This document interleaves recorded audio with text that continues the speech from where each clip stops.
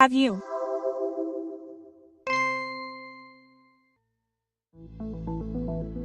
ever felt emotionally exhausted during your studies or internships? Oh, yes, at first it was a bit complicated to get used to the pace of each company, but in the end you get used to it and you improve each time. Yes, I have felt emotionally exhausted several times.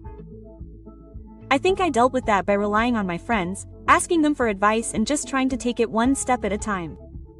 Yes, the truth is that I have, especially in the anatomy subject, since I am studying medicine, yes, but now that I have gone on vacation, I feel much calmer. Yes, especially in the last years of college, where, well, you have to balance life in the hospital. Well, as a medical student and also with classes, but I think in those moments, planning, organizing ourselves, seeing the short-term tasks that we also need and, above all, knowing that it is not forever, it is a period of learning that will eventually end. So, we must try to enjoy it as much as we can, always maintaining order and also personal and emotional tranquility. For a long time, talking about workplace well-being had become a low priority. However, today, with a competitive, innovative, and demanding world, it is necessary to take employee self-care into account, because this is essential for productivity and for the mental health of the worker himself, right? Nowadays, it is necessary to know talent management strategies that will allow us to seek mental health and positive well-being within the work context. For this reason, today with our specialist Miguel, we are going to talk about what these strategies would be, to what extent the worker must be committed, must feel good within their context in order to produce better. I am Tanya Rajo and welcome to Cayetanamente.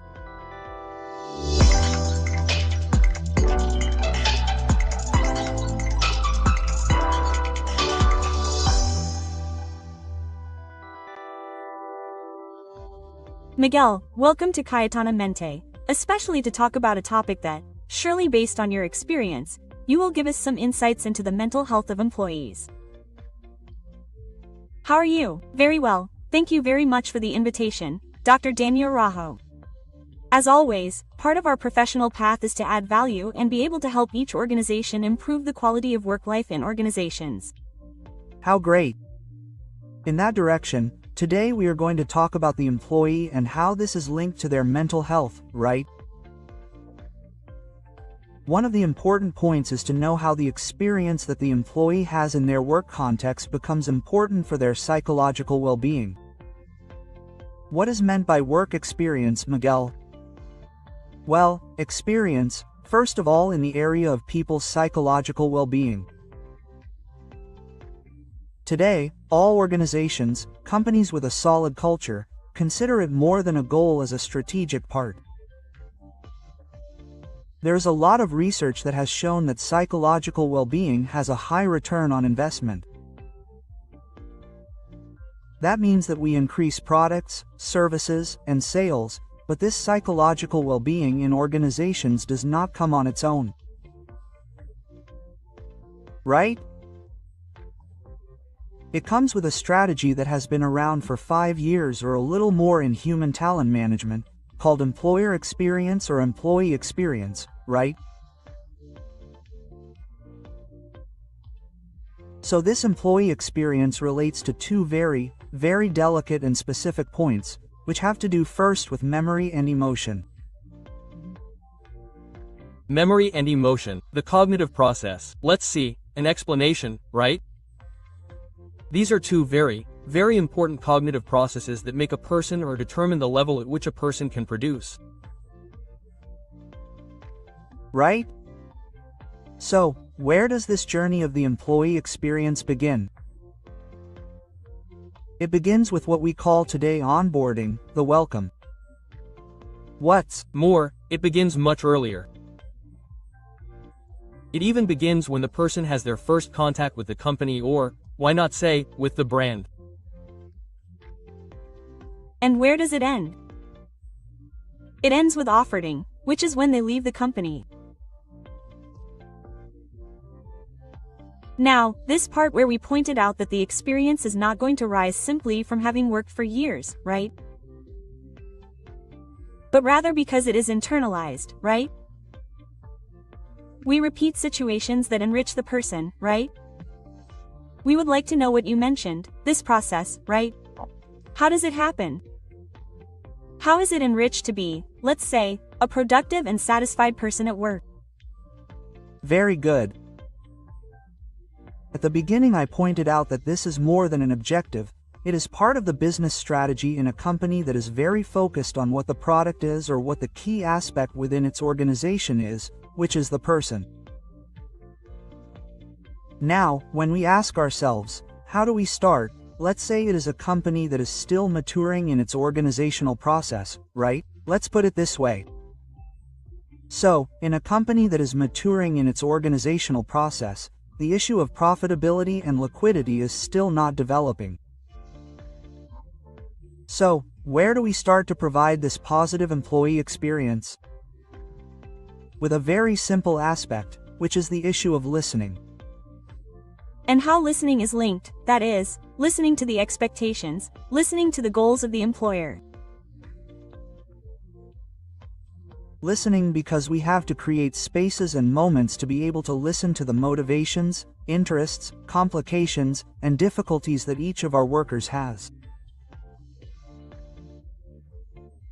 Active listening will give us a good picture of what our human resources team truly needs. Employees in each organization do not have the same motivations or idiosyncrasies.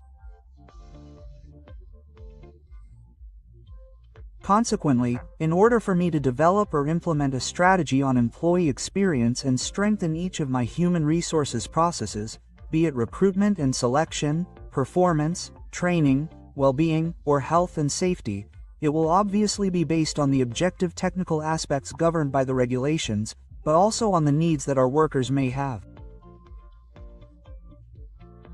Miguel, how important is this that you point out to us, because we are seeing two perspectives, right?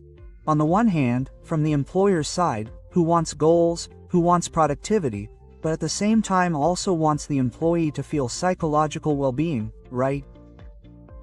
But to do this, we need to listen to who they have, right? How can the company's expectations be linked to their personal expectations?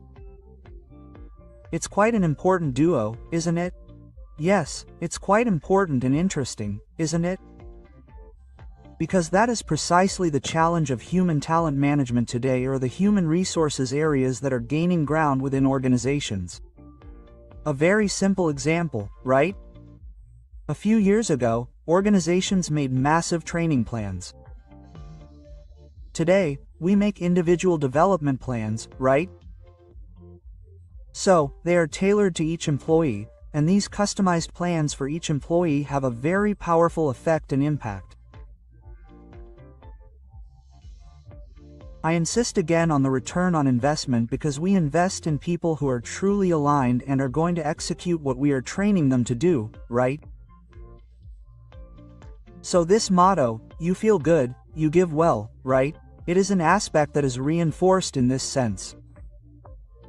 There is a very interesting phrase that has emerged as a result of all these studies on the employee experience, which says, just as you worry about having a very positive customer experience, You should also worry about having a very positive employee experience. Because that is, let's say, the potential, right? Precisely in this situation of seeking a positive experience, conditions will be found that will favor us, right? Conditions that suddenly need support, motivation, search or suddenly development of potentials so that this bond is achieved, right? How can we intervene in this aspect? Perhaps this idea of listening was not very clear, right? And because that goes a bit to the question you asked, right? To implement an employee experience strategy we have to know our team well. Of course, And that is part of a diagnosis today, that is also interesting, right? Technology, how it has contributed significantly to data analysis, to much more immediate feedback and not waiting 4 months later to give feedback, but even in real time, not having to have meetings, which sometimes we had problems traveling. Today we can have virtual meetings. So, all these technological strategies help significantly to be able to listen and to be able to do an analysis. And here comes when he talks about technology, not only qualitatively with listening, but also quantitatively with data analysis. When we start from that diagnosis, we can design. Right? We can design very specific strategies. If we want, we'll talk about listening for a moment, but if we want this hard data, for example, we can start measuring how much our turnover rate is. Sure. What is our absenteeism rate? And suddenly why that happens is going to explain a lot. Look, if not very far away, what is the rate of work-related accidents? I mean, there's a lot of research now that points to high levels of stress, high levels of work-related accidents, right? So, this is precisely what he's talking about and what has been here for a long time, the development of strategies based on the employee experience. Now, this employee experience is sometimes seen in the following way. First, many times the employee notices that their company has expectations that suddenly do not have that potential, or the person does not feel sufficient self-efficacy to achieve it, right? What is there at this time? In other words, in this context, what can be done? Good. Well, many times someone could say to the question you ask, someone could say, oh, there was bad recruitment, there was bad selection, right? At first glance, but it could be a very easy view, but we have to understand, for example, a very specific case. I have an employee who has been with the organization for 8 years and who is not the same after the pandemic. A very obvious case, right? And it is very everyday, right? So, what is the easiest thing to do? The easiest thing is to dismiss him, but if we ask ourselves the cost that this dismissal can bring us, this dismissal of experience, of learning, of positioning, right? Of having taught a series of machines, then we start looking at the perspective from another perspective. What can I develop with this employee? No, in terms of improving their quality of life within the organization, right? What can I suddenly develop? Question mark. Psychological support. A few weeks ago, this renowned labor lawyer, Mr. Toyama, said it, right? He pointed out the importance of psychological well-being within organizations, and this is more than just a comment. It is already based on a series of scientific articles on how important psychological support is for people. Right there, we already have a point. A point of work, right? A second point of work is closeness, and something that I have been working on in my management is closeness and loyalty, not only to the employee, but also to the family. Of course, because the family represents what the employee represents. In the end, we work for the family, and there are very simple strategies with almost zero cost, such as, a very simple example, sending emails on special dates to the families of my employees. Of course, it is part of connecting them emotionally, right? So that the person does not only feel that they have a job that is going to pay them, a job that is going to make them do something professionally, but a job that also makes them feel good as a person. That's right, right? And that will be felt not only by the power or strength of retaining a family, how much one will give up or how much one is going to change the intention to leave the job. Sure, right? And there, the family is probably going to influence the commitment that one has, right? Of course, right? Of course. Perhaps there may be, to the right, to the left, a company that could provide. There is even research that points this out, right? Companies that could say, look, I can improve your remuneration conditions, but if my experience is positive, if my psychological involvement with the company is high, it will be very difficult, which is why it is said that talent management is a skill, right? Why? Because we are really going to manage so that the person can be productive and not feel satisfied with that situation.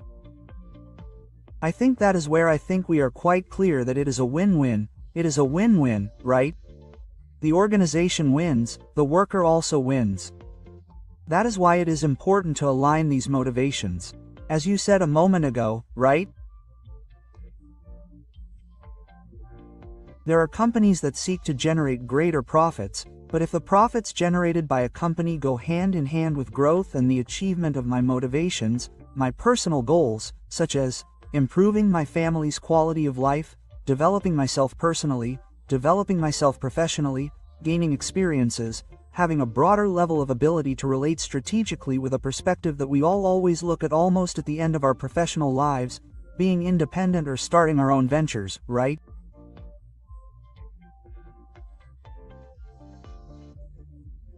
The other side, Miguel, is when the person has internalized a job as part of their life, right? But little by little they find that expectations and institutional values are no longer the same, right? It kind of falls apart little by little, right? This situation degenerates. What should be done in this context? It's the cycle of working life. It's the cycle of the worker's experience, the beginning, the journey, and the end of the journey. Companies, organizations, like human beings, change. Of course, they are losing their values. Not necessarily initially, but due to business strategy issues, they are also regressing, right? All companies have changed culturally after the pandemic, right? To a greater or lesser extent. There are companies that have gone from the first generation to developing the second generation, the children, and that has even had cultural, technological, and physical changes, right? At the level of infrastructure, locations, right? So, what should we do with people who, well, at some point were aligned, motivated by the conditions of my organization, but now that I have more experience, that I have other ambitions, I have also changed my values, right? I have changed my expectations. What should we do there? That's where what is called offboarding comes in. We have to prepare for that employee's departure. Why? Because we have to understand something very clearly. Each employee is an ambassador for our brand, and an employee who leaves our organization will also take our brand, will take their experience to another organization, and how they will feel at some point. That employee who leaves will also be a reference for us as a company. So, we have to prepare for the exit. How should we prepare? For example, we have to capitalize on their knowledge, their experience. And Miguel, how can we do that? Have them lead small work teams. Extrapolate to different situations, right? That's right. Right?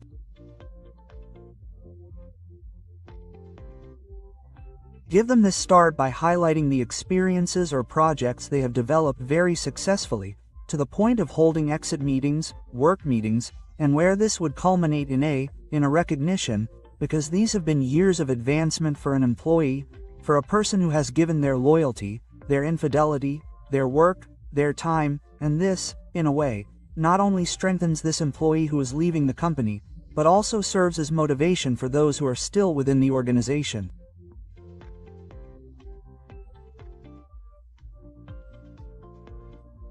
Miguel, there is an important aspect that can sometimes serve as a suggestion or recommendation.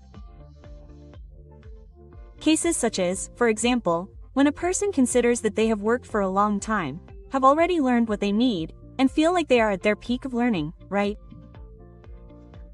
How can we make this person feel good, right? Within the work context.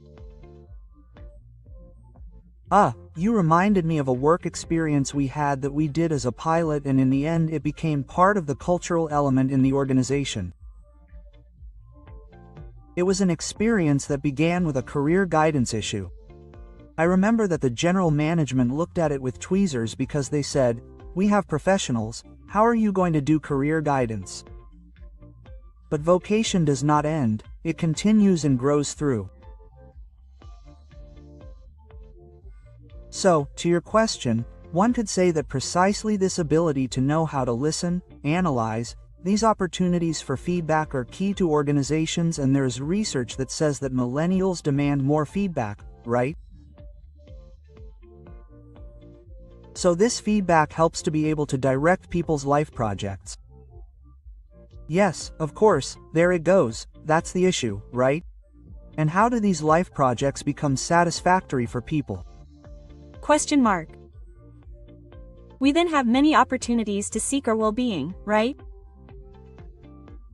But at the same time we have to recognize how we find ourselves within the institution, which is what they want to know, right? That's right.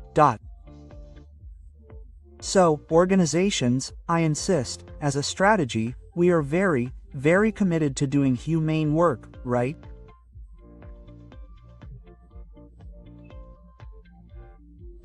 People management, to being able to truly manage the best in each person, to find and motivate the best in each person so that these people, on the one hand, and I think this is the most important thing, improve their quality of life as people, achieve their goals, and with that same motivation they can provide a better service and a better product for which they were hired.